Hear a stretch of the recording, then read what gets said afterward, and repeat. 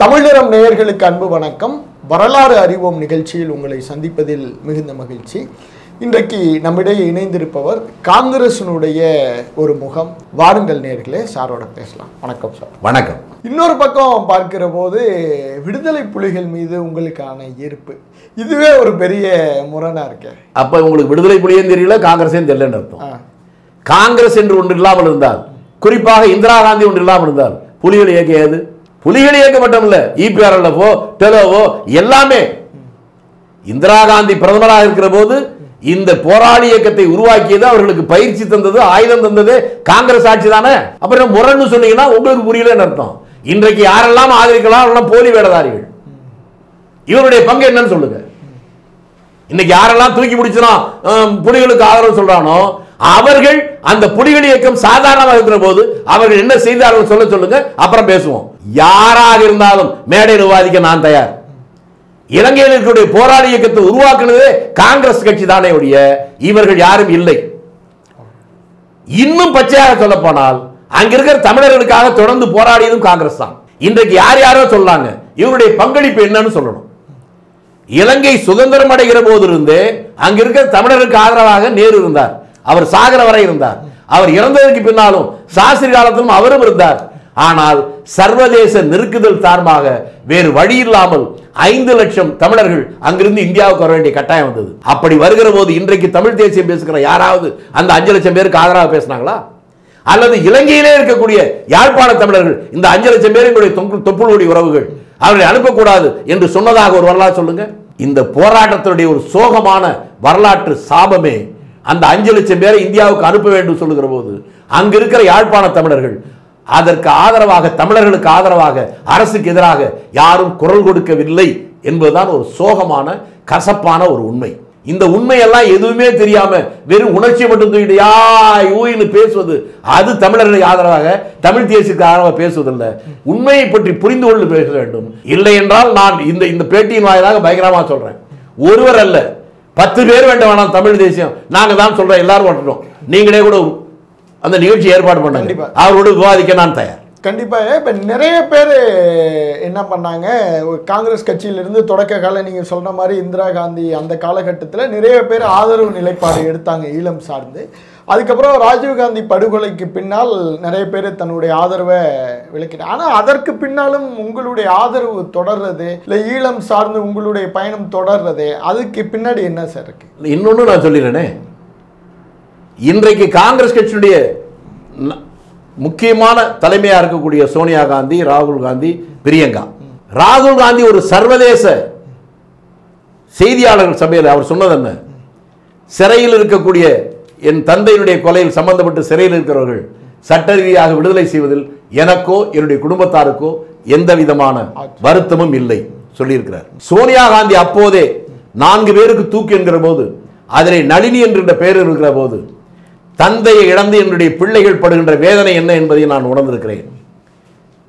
தாயும் தந்தையும் தந்தை இல்லாமல் ஒரு குழந்தை இருந்தால் அது எப்படி துடிக்கும் என்பது எனக்கு புரியும். குறைந்தபட்சம் எதுவாக இருந்தாலும் அந்த நளினிக்காவது மரண தண்டனையிலிருந்து விடுவித்தால் நான் மகிழ்ச்சி அடைவேன் பகிரங்கமாக சொன்னார். அதை போலவே பிரியங்கா நளினியை சிறையில் இருந்து பார்த்துவிட்டு வெளியே வருகிற போது அவரிடம் கேள்வி கேட்கிறார்கள், நீங்கள் என்ன நினைக்கிறீர்கள் என்று.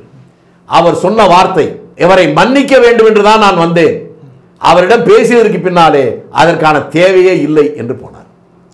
அதற்கு பின்னால்தான் ஒரு பேருண்மை வருகிறது. எல்லாவற்றையும் பேசிவிட்டு பிரியங்கா வெளியே வருகிற போது நளினி சொன்னதை அவர்களே ஒப்புக்கொண்டார்கள். எங்கள் குடும்பமே காங்கிரஸ் குடும்பம், எங்கள் மீது இப்படி ஒரு பழி விழுந்திருக்கிறது, என்னை பார்த்து விட்டு நீங்கள் போகிறீர்கள், நீங்கள் பத்திரமாக டெல்லி போய் சேர வேண்டும், உங்களுக்கு ஏதாவது நடந்தால் கூட அந்த படியும் என் மீது விடலாம், ஆகவே நீங்கள் டெல்லி போய் நான் நலமாக வந்து சேர்ந்து விட்டேன் என்று செய்தி எனக்கு சொல்லுகிறவரை நான் தண்ணீர் கூட குடிக்காமல் உண்ணாவிரதம் இருப்பேன் என்று அமர்ந்திருந்தார் நளினி. அதை போலவே அவர் போய் அந்த செய்தி சொன்னதற்கு பின்னால் தான் சாப்பிட்டார். இதெல்லாம் எத்தனை பேருக்கு தெரியும்? அதனால காங்கிரஸ் கட்சியில் எல்லாரும் எதிராக இருந்தார்கள் என்பதில்லை. நான் இதை சொன்னேன்ல, இன்றைக்கு சோனியாவோ ராகுலோ பிரியங்காவோ நான் சொன்னது தவறு என்றால் என்னை தூக்கி ஒரு நிமிடத்தில் கட்சி விட்டு நீக்கினா யார் கேட்க முடியும்? ஏன் அவர்கள் நீக்கவில்லை? நான் சொல்வது அதில் எந்த அளவுக்கு உண்மை இருக்கிறது என்பது அவர்களுக்கு தெரியும். ஆனால் அவருடைய குடும்பத்தை சேர்ந்த ஒரு கொலையிலே ஒரு வழக்கு நடக்கிற போது இந்த உண்மைகளை அவர்களே பேசுவார்கள் என்றால் அதை பார்க்கிற மக்கள் மத்தியில் வேறு விதமான பார்வை அல்லது எதிர் விமர்சனம் வரலாம். ஆகவே அவர்கள் பேசவில்லை. அதனால் தான் இன்னொன்றை நான் சொல்லுகிறேன்.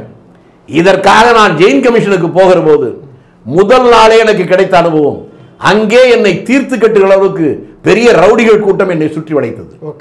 அதில் நான் தப்பித்ததற்கு காரணமே சுரேஷ் பச்சோரி பெயரை சொல்லுகிறேன். அதற்கு பின்னாலே மன்மோகன் சிங் ஆட்சியிலே 10 ஆண்டு காலங்கள் அமைச்சராக இருந்தவர். என்னை சுற்றி அவ்வளவு கட்டுப்பாட்டுக்குள் இருக்க ஜெயின் கமிஷன் விஞ்ஞான் பவன் என்றதுக்கு பெயர்.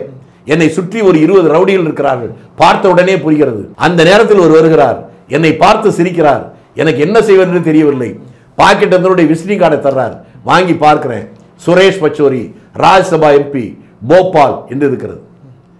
இப்படி பார்க்கிறேன், நம்பர் 10 ஜன்பத்திலிருந்து என்னை அனுப்பியிருக்கிறார்கள். என்னை எப்படி தெரியும் என்று கேட்டேன். உங்களுடைய படத்தை என்னிடம் காட்டினார்கள். என்ன வேண்டும் என்று, உங்களுக்கு பாதுகாப்பாக இருந்து உங்களை அழைத்து செல்ல வேண்டும் என்று சொல்லியிருக்கிறார்கள். அவர் எல்லோருக்கும் தெரிந்ததால் இந்த ரவுடிகள் அப்படி ஒதுங்கினார்கள். அதற்கு பின்னால் என்னை பற்றி அந்த விவாதம் வருகிற போதுதான் இந்த கொலை வழக்கில் எத்தனையோ கமிஷன் எத்தனையோ நாட்கள் நடந்திருக்கிறது. என் பற்றி வருகிற அதை ஏற்றுக்கொள்வதா இல்லையா என்று விவாதம் வருவதுதான் முதன் முறையாக அந்த குடும்பத்திலிருந்து பிரியங்கா விஞ்ஞான் பவனுக்குள்ளே வருகிறார். அதற்கு பின்னால் தான் அந்த கமிஷனுடைய நடைமுறையே மாறியது. இதெல்லாம் பார்த்தால் உங்களுக்கு புரியும். அவர்கள் நேரடியாக சொல்லாவிட்டாலும் என்னை பாதுகாக்க வேண்டும் என்று சோனியா காந்தி அம்மையார் ஏன் நினைத்தார்? உள்ளே இங்கே வருகிற போது அங்க இருக்கிற நூற்றுக்கணக்கான பேர் அந்த வழக்கறிஞர் எல்லோருக்கும் முன்னாலே 3 மணி நேரம் 4 மணி நேரம் அமர்ந்திருந்தாலும் 4 முறை வந்திருந்தார் பிரியங்கா. உள்ளே வருகிற போது என் முகத்தை மட்டும் பார்ப்பார், தலை தாழ்த்தி ஒரு வணக்கம் என்பார். திரும்பி போகிற போது என்னை மட்டும் பார்த்து விட்டு போவார். வேறு எவரையும் பார்த்ததில்லை, சிரித்ததில்லை. இது எல்லோருக்கும் தெரியும், குறிப்பாக உணர்த்தியது. அதனால்தான் நான் இவர்களை பற்றி நான் கவலைப்படுவதில்லை. நான் யார் என்று அவர்களுக்கு தெரியும். நான் சொல்வதில் எந்த அளவுக்கு உண்மை இருக்கிறது என்று அவர்களுக்கும் புரியும். ஆகவே இங்கு இருக்கிறவர்கள் எதிர்த்து சொன்னா பேசினாலும் இவர்களுக்கு விவரம் தெரியவில்லை. ஆனால் ராஜீவ் மீது இருக்கிற உணர்வின் காரணமாக பேசுகிறார்கள் என்று நான் அதை சீரியஸாக எடுத்துக்கொள்ளவில்லை. அவ்வளவுதான். ஆகவே இலங்கையில் இருக்கிற நீங்க இன்னொன்னையும் பாருங்க. நீங்க யாழ்ப்பாண நகரம் 2 முறை முற்றுகையிடப்படுகிறது. முதலிலே ராஜீவ் காந்தி பிரதமராக இருக்கிற போது முற்றுகையிடப்படுகிறது. அப்ப தமிழர்கள் உண்ண உணவில்லாமல் தவிக்கிறார்கள். அவர்களுக்கு உணவு அனுப்ப வேண்டும் என்று கப்பலில் உணவு அனுப்புகிறார் ராஜீவ் காந்தி. ஹார்பருக்குள்ள அனுமதி இல்லை என்கிறது அந்த அரசு.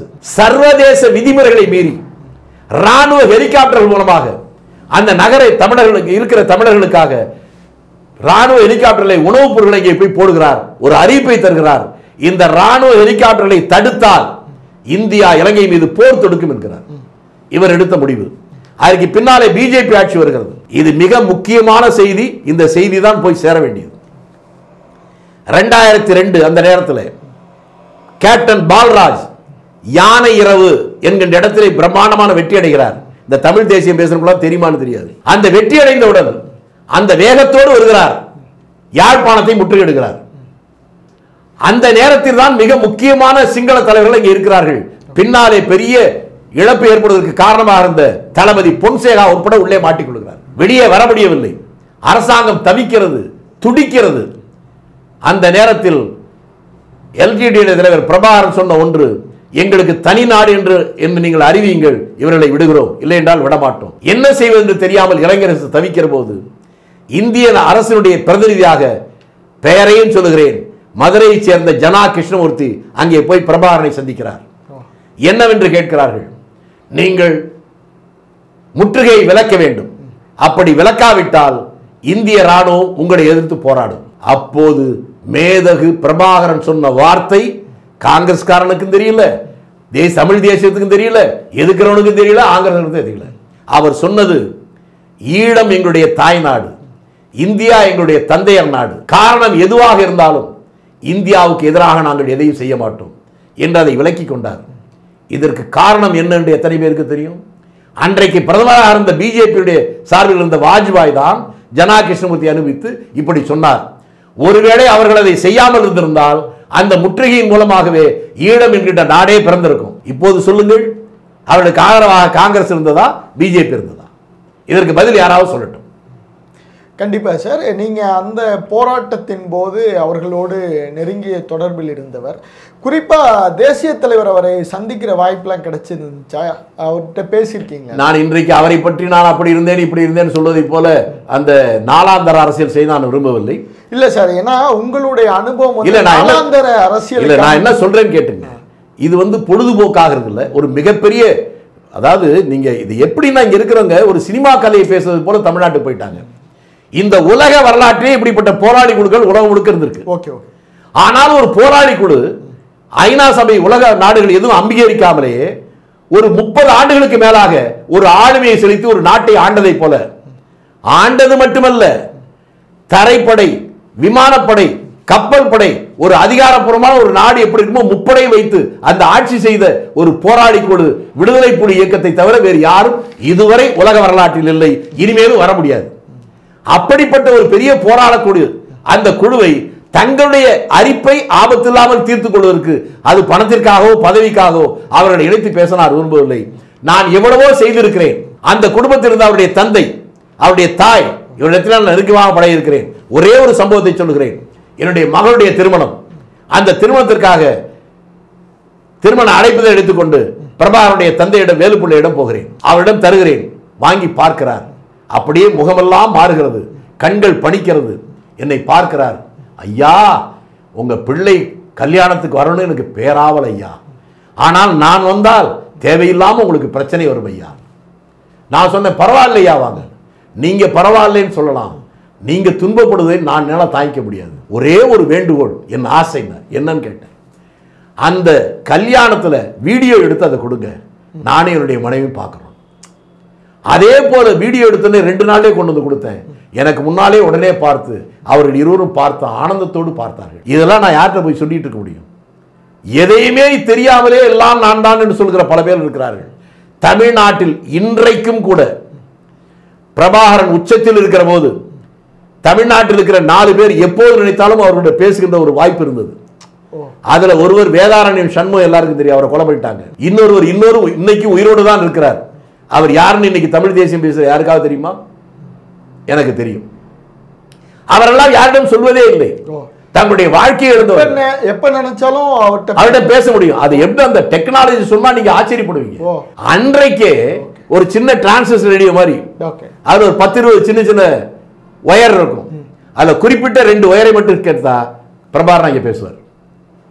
இப்படி ஒரு டெக்னாலஜி அவங்க கொடுத்து 4 பேருக்கு கொடுத்து வச்சிருந்தாங்க தமிழ்நாட்டில். அந்த 4 பேர்ல ஒருத்தர் இன்னமும் உயிரோடு தான் இருக்கிறார். இங்க யாருக்காவது தெரியுமான்னு மட்டும் கேளுங்க, அப்புறம் பேசுங்க. சார், இந்த இறுதி கட்ட போர், முள்ளிவாய்க்கால் அந்த படுகொலை, அது அன்னைக்கு இருந்த காங்கிரஸ் அரசு தான் அந்த போரே நடத்துனுச்சு அப்படிங்கிற மாதிரியான ஒரு குற்றச்சாட்டு இருக்கு. குற்றச்சாட்டு யாரு சொல்றாங்களோ அவங்க AK-47 எடுத்து போராடுறன்னு சொல்லுங்க.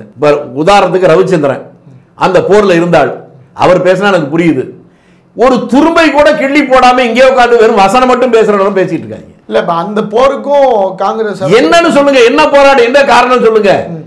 இதுல என்னன்னா விடை தெரியாத ஒரு மிகப்பெரிய ஒரு வினா. யாராவது சொன்னால் என் மண்டையை வெடிச்சிரும் போட்டு சொன்னா நான் தப்பிப்பேன். தமிழ்நாடு முழுக்க ஈழத்தமிழருக்கு ஆதரவாக இருந்து படை அனுப்பணும்னு ஒவ்வொரு மாவட்ட தலைநகரத்தில் ஊர்வலம் போனோம். அந்த நேரத்தில் தன்னுடைய உயிரை தீக்கிரையாக்கி கொண்டவர்கள் பல பேர். அதுல ஒருத்தர் சீர்காழியில பாலசுப்ரமணியன், காங்கிரஸ் கட்சியுடைய நகர செயலாளர், பேரை கூட சொல்றேன். எல்லா இடத்துக்கும் நான் போனேன். அதற்கு பின்னால் தான் இங்கிருந்து படையை அனுப்பினார் ராஜீவ்காந்தி. படையை அனுப்பி புறப்படுகிற வரை எந்த எதிர்வினையும் வராமல் பாதி தூரம் போகிற போது அதற்கான காரணம் இன்னும் எனக்கு புரியல. யாராவது சொன்னா பரவாயில்ல. இலங்கை அரசை எதிர்த்து போராடிய இந்த போராடி குழுக்கள் இருக்குல்ல, இவர்களும் இலங்கை அரசும் சேர்ந்து இது எங்கள் நாட்டுடைய உள்நாட்டு பிரச்சனை, இந்திய ராணுவத்திற்கு இங்க என்ன வேலை என்று ஒரு அறிக்கை கொடுத்தாங்க. அதில் தான் சூட்சுமமே இருக்கு. இவங்க என்ன பண்ண முடியும்? போனவங்க உடனே வரவும் முடியல, அங்க போய் நினைத்ததை செய்யவும் முடியல. இன்னொன்னு வேணா ஒரு ரகசியத்தை சொல்லிடுறேன். அங்க இந்த படையெல்லாம் போய் பெரிய அட்டூழியம் பண்ணுன்னு சொல்றாங்கல்ல, அமைதிப்படை இன்றைக்கும் இந்த சென்னையிலே இருக்கிறார். புலியலிகத்தை சேர்ந்த ஒரு முக்கியமான பொறுப்பில் இருந்தவர். என்னை விட ஒரு அடி உயரமாக இருப்பார், அவ்வளவுதான் அடையாளம் சொல்லுவேன். இங்கேயும் இருக்கிறார். அவரை பிடித்து அங்கே சிறையில் வைத்திருக்கிற போது அந்த ராணுவத்தில் இருந்த தமிழர்கள் தான் அவரை சிறையிலிருந்து வெளியனுப்பி வந்து தப்பித்து போய்விடுங்கள் அனுப்பி வைத்தார்கள். இன்னமும் இந்த சென்னையில் அவர் இருக்கிறார். அது வந்து இந்த ராணுவத்துக்கு எதிராக இந்த போராடி இயக்கங்களே ஏன் அந்த நிலை எடுத்தது? இல்ல அந்த கட்டமைப்பை வந்து திட்டமிட்டு செஞ்சாங்களோ அங்க இருக்கிற. ஏங்க இந்த கேள்வியை நான் கேட்கிறேன், பதில் சொல்லுங்கன்னா என்கிட்ட திரும்பி திரும்பி கேள்வி கேட்கிறீங்களா? இதுக்கு யாராவது பதில் சொல்லிட்டு அதுக்கப்புறம் இந்த குற்றச்சாட்டு வைக்கட்டும். சார், இந்த இறுதிக்கட்ட போர்ல முள்ளிவாய்க்கால்ல நடக்கிற அந்த இறுதிக்கட்ட போர் நிறைய உயிரிழப்புகள், விடுதலை புலிகளுடைய மரணம் அப்படின்னு நிறைய செய்திகள் வருது. ஒரு கணம் நீங்க நினைச்சு பார்த்தீங்களா இதுதான் இறுதிக்கட்ட போரா இருக்கும், விடுதலை புலிகள் இதோடு முற்றாக அழிக்கப்படுவார்கள் அப்படிங்கிற எண்ணம் உங்களுக்கு இருந்துச்சா சார்? எனக்கு அப்போ அதாவது எங்கே நடக்குதுன்னு முழுமையாக தெரியல. நான் முதலாக பிரபாகரன் உயிரோடு இருக்கிறாரு உலகத்திலே சொன்னவன் நான் தான். அப்ப யாருமே அதை ஆதரிக்கவே ஒத்துக்கல. அது ஏன் சொன்னேங்கிறது ஒரு முக்கியமான காரணம். அவரை காப்பாற்றும் முயற்சியில் அவருடைய மெய்க்காவல் படையினுடைய மிக முக்கியமான ஒருவர் அவரை சப்பரில் ஏற்றிவிட்டு வருகிற போது துப்பாக்கி குண்டுக்கு ஏறி அடிபட்டு அவர் மரணித்து விட்டார் என்று விட்டுவிட்டு போய்விட்டார்கள். அவர் எப்படியோ தப்பி இந்தியாவுக்கு வருகிறார். அப்படி வருகிற போது பிரான்சில் இருந்து ஒருவர் எனக்கு போன் செய்கிறார். எனக்கு இது என்னன்னு தெரியாது. உங்க ஊர்ல எங்க ஊர் பொடியன் ஒருவன் இருக்கான், அவனுக்கு ஒரு உதவி உங்களுக்கு வேணும், நீங்க செய்யலாமா ஐயா என்று கேட்கிறார். யாருன்னு சொல்லுங்க, நான் செய்யறேன்றேன். உங்களை தொடர்பு கொள்ளார வச்சுக்கிறாங்க.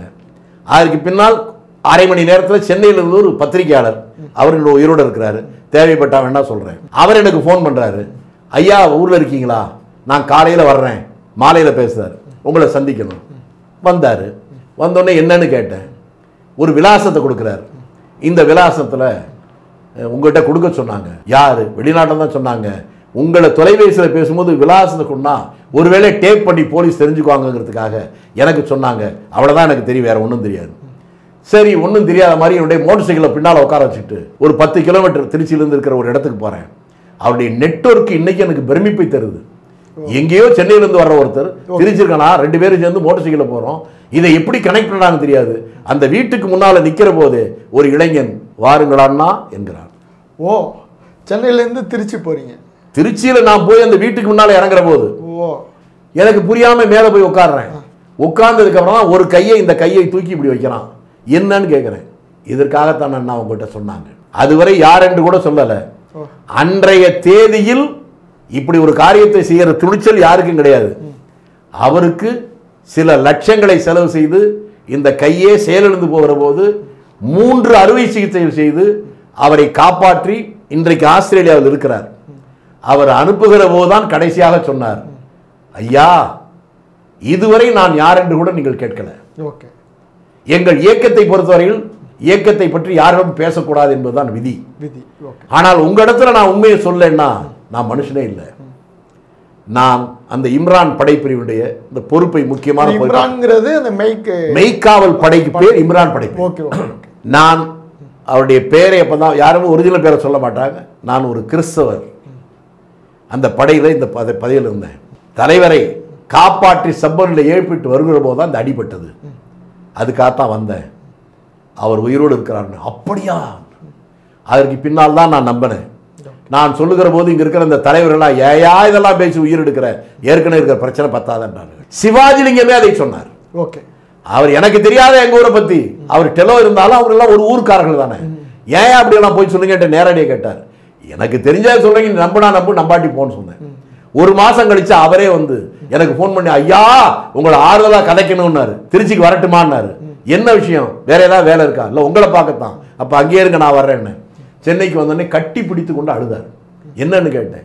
போன வாரம் ஜெர்மனுக்கு போயிருந்தேன். அங்க போயிருக்கிற ஒருத்தரை பார்த்தோன்னே என்னப்பா நீ இருக்கியான்னு கேட்டேன். ஏன்னா சின்ன வயதிலிருந்தே பிரபாகரனோடு 2 பேரும் இரட்டை பிறவிகள் போல அப்படி நெருக்கமான நண்பர்கள். 2 பேரும் பிரியவே மாட்டாங்க. அவரை பார்த்தோன்னே அவர் சிரித்தார். நாங்கள் ஒரு ஊருக்காரங்க தானே, ஆனால் சிரித்தார். அப்போ தம்பி ஆமாம் என்றார்.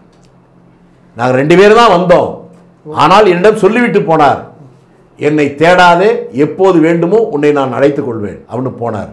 நாங்கள் 2 பேரும் வந்தது உண்மைதான், நான் நம்புறேயா, நீங்க சொன்னதான் உண்மை என்று சிவாஜி நீங்கள் சொன்னதை சொல்லிட்டு. அவ்வளவு. கண்டிப்பா நீங்கள் சொல்கிறப்பே அந்த செய்தியே நமக்கு வந்து ஒரு சிலிர்ப்பு விட்டுது. கண்டிப்பாக இது ஒரு பக்கெட்டு இருந்தாலும் இது உங்களுக்கு தெரிந்த தகவல். ஆனால் ஒரு பொதுப்படையாக பார்க்குறப்ப செய்தித்தாள்களில் ஒரு உருவம் இருக்குது, அதை அடித்த மாதிரி போட்டிருக்காங்க. அன்றைக்கு பிரபாகரன் மறைந்தார் அப்படிங்கிற செய்தியெல்லாம் வந்து உண்மையிலே அது வந்து உங்களுக்கு ஒரு பெரிய சிக்கலை ஏற்படுத்தி. என்ன வேடிக்கைன்னா இதுவும் சரியான கேள்வி கேட்டீங்க. அந்த செய்தி வர்ற அன்னைக்கு நான் சென்னையில் இருக்கேன். முதல் நாள் இரவு வந்து இருக்கிற டைரக்டர் பாரதி ராஜா இருக்கார்ல, அவருடைய அலுவலகத்தை தாக்கிட்டாங்க ஒரு செய்தி வருது. அவரிடம் விசாரிக்கலான்னு நான் போறேன். ஜெமினி ஃப்ளைஓவர் பக்கத்தில் அவருடைய ஆபீஸ். நான் போகிற போது ஒரு 10-15 டைரக்டர் ஆர்கே செல்வமணியிலேருந்து எல்லாரும் இங்கே இருக்கிறாங்க. அவங்ககிட்டலாம் பேசிட்டு இருக்கேன். அந்த நேரத்தில் ஒரு ஃபோன் வருது. ஃபோன் வர்ற போது சுதாங்கன் பழைய பத்திரிகையாளர், அவர் வந்து ஜி தமிழ்ல அவர் அப்போ வேலை பார்த்தார். அவர் பேசினாரு, ஐயா சென்னையில் இருக்கிறதா சொன்னாங்களே, இருக்கீங்களா? ஆமா இருக்கிறேன். எங்க இருக்கீங்கன்னு சொல்லுங்க, கார் அனுப்புறேன், நீங்க கொஞ்சம் வரணும்னாரு. என்ன விஷயம்னு கேட்டேன். இல்ல இல்ல உங்களுக்கு தெரியாதா, யாரிடமே கேட்டாலும் யாரும் பதில் சொல்ல மாட்டேங்கிறாங்க, போனே எடுக்க மாட்டாங்க, அதனாலதான் உங்களை கூப்பிட்டு உங்கள்கிட்ட ஒரு பேட்டி எடுக்கணும்னு. நான் இங்க பக்கத்துல தான் பாரதி ராஜா ஆபீஸ்ல தான் இருக்கேன். மிக அருகில தான் அப்ப ஜி தமிழ் ஆபீஸ். அப்ப அங்க வண்டி எடுப்பட்டுமான்னு. இல்ல வேணாம், நான் முன்னாலே சொன்னேன் இல்லைங்களா, ஒருத்தர் முக்கியமான புலிகள் இயக்கத்தில் ஒரு தளபதியா இருந்தவர், அவர் என் பக்கத்தில் இருந்தார். அவர் தான் அவர் கார்ல கூட்டு போய் இங்க விடுறாரு. விட்டு நான் வரல, நீங்க பார்த்துட்டு வாங்கன்னாரு. போகிற போது எல்லாரும் படுத்து தூங்கிட்டு இருக்காங்க. டிவியில வந்துகிட்டு இருக்க ஒரு படத்தை உருவத்தை காட்டி, இவர் தான் பிரபாகரன் மறைந்தார்னு. நான் இப்படி பார்த்தேன். அவர் இருந்தாரு, எல்லாம் எந்திரிச்சு உட்காந்து பேட்டி கொடுக்கலாம். கொடுக்கலான்னு. என்னன்னு கேட்டாரு. இவர் பிரபாகரன் மரணம் வந்திருக்கிறார் என்ற செய்தி வந்திருக்கிறதே, உங்கள் கருத்துன்னு. இது பிரபாகரன் அல்லன்னு சொன்னேன். அவர் அதிர்ச்சியில எப்படி சொல்றீங்கன்னாரு. நான் ஒரு கிராமத்தில் பிறந்தவன். சரி, ஒரு மனிதன் இறந்து நீர்நிலையில் இருந்தா அது ஆறோ குளமோ ஏரியோ கடலோ கிணறோ எதுவாக இருந்தாலும் சில மணி நேரங்கள் இருந்தாலே அந்த மனிதனுடைய உடலில் மீன்கள் முதலில் சேதப்படுத்துவது கண்களைத்தான். இது எனக்கு தெரியும். இந்த உடல் நந்தி கடல்ல இரவு முழுவதும் கடந்தது அப்படி சொல்லிதானே இலங்கை அரசு சொல்லியிருக்கு. இங்க பாருங்க, 2 கண்களும் திறந்திருக்கு, அந்த கண்கள் அப்படியே பார்க்கிற மாதிரி இருக்கு. இது முதல் காரணம். அப்ப இந்த ஏன் பொய்யை அந்த அரசாங்கம் சொல்லுது. இரண்டாவது காரணம், அந்த புலிகள் சீருடையை போட்டிருக்கிறார். ஆனால் நெஞ்சு பகுதியில் பாருங்க, பிரபாகரன் பேர் வில்லை பொறிக்கப்பட்டிருக்கா? ஆமா. அவர் எந்த காலத்தில அவருடைய பேரை அவரே வில்லை பொறிச்சிருக்கிறாரா? அந்த டைரக்ஷன்ல வந்திருக்க தப்பு. இது இரண்டாவது காரணம். மூன்றாவது பாருங்க, தலையில மட்டும் சரியா ஒரு தொப்பியை மாதிரி போட்டிருக்காங்க. அவர் தான் செத்து போயிட்டார்ல, அப்புறம் இது தொப்பி. தலையில மட்டும் முழுசும் தெரிஞ்சுட்டா அடையாளம் தெரிஞ்சுக்கிறதுக்காக, அது வித்தியாசம் இருக்காத மறைப்பதற்காக தொப்பி வச்சிருக்காங்க. இது தேர்ந்த ஒரு டைரக்ஷன்ல உருவாக்கப்பட்ட ஒரு பொய்யா இருந்தாலும் என்னுடைய சந்தேகங்கள் இதை வைத்துத்தான் இது பிரபாகரன் அல்லை, வேற ஏதோ ஒரு காரணத்துக்காக இந்த அரசாங்கம் நடிக்கிறது அப்படின்னு சொன்னேன். ஒருவருமே ஒத்துக்கல. அதுக்கப்புறம் கொஞ்ச நாள்ல தான் இந்த இம்ரான் படைப்பிரிவுக்கார் வந்திருக்க இன்னும் உறுதியாக சொன்னேன். இதுதான் என்னுடைய சந்தேகங்கள். இப்போ இருக்கிற இந்த ஈழ அரசியல், ஏன்னா தமிழக அரசியல் இருந்து ஈழ அரசியல் வந்து ஏன்னா அதை வந்து ஒரு சீமான் நாம் தமிழர் மட்டும் பேசுகிற மாதிரியான ஒரு குறுகின எல்லைக்குள்ளே அதை நடத்திட்டாங்க. இன்னைக்கு ஈழ அரசியல் நம்ம எதை பேசணும்னு நீங்கள் நினைக்கிறீங்க? இல்லை, நம்ம அதாவதுங்க இது பொழுதுபோக்கான ஒரு விஷயம் இல்லை, அதை முதல்ல புரிஞ்சுக்கணுங்க. தமிழ்நாட்டில் வந்து நடிக்கிறவனுக்கு மரியாதை இருக்கணும், உண்மையான துடிப்பு இருக்கணும் மரியாதை இல்லை. நான் எப்போ இவங்கெல்லாம் பேசியிருக்கணும்? அவர்கள் பெரிய அளவுக்கு சக்தியோடு போராடி கொண்டிருக்கிற போது இவங்கெல்லாம் பேசணும், யார் இருக்காங்களோ அவங்கள மதிப்பேன். இப்ப அவர்களே சில காரணத்துக்காக அடக்கி வாசிக்க வேண்டிய கட்டாயம். அவர்களை பொறுத்தவர்களே நேதாஜியுடைய நிலைதான் அவருடைய நிலை. சர்வதேச அரசியல் அவர்களுக்கு சாதகமாக ஒரு நிலை இருக்கிற போதுதான் அவர்கள் மீண்டும் அதுக்கு போராடும். இல்ல, இப்ப திரும்ப அவங்க வரதுக்கான வாய்ப்பு இருக்கு. அதுக்கு சர்வதேச அரசியல் சரியாகும். அரசியல் சூழ்நிலை வந்தால்தான் இவர்கள் வெளிவருவார்கள். அது வராமல் சும்மா அவங்க என்ன பேட்டையில விடியாங்க நான் இருக்கேன் காட்டுறதுக்கு.